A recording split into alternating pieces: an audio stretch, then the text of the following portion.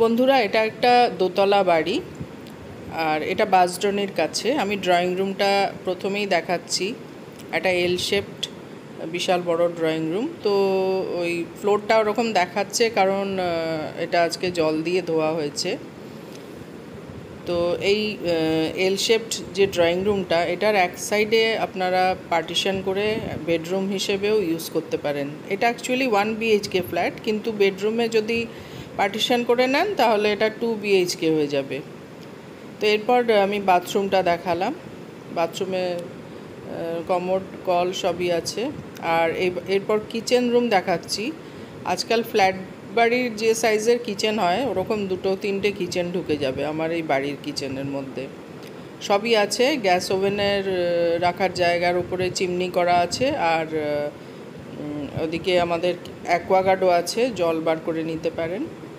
আর রাখার জায়গা প্রচুর, আলমারি, তাক, নিচেও প্রচুর রাখার জায়গা, মানে কিচেনে অনেক কিছু রাখতে পারবেন।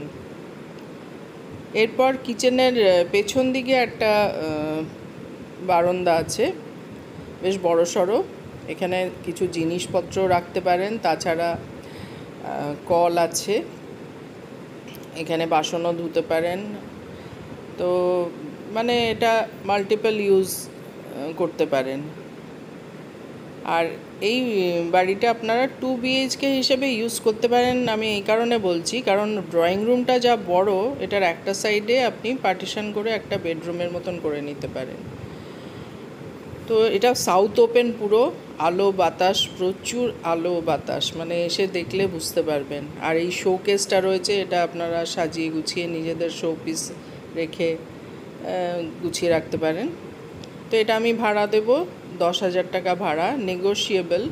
মানে আমি ফ্যামিলি দেখে কিছুটা কম করতে পারি, কারণ অনেক সময় ফ্যামিলি বড় হয়। বড় ফ্যামিলি হলে একটু প্রবলেম হয়ে যায়।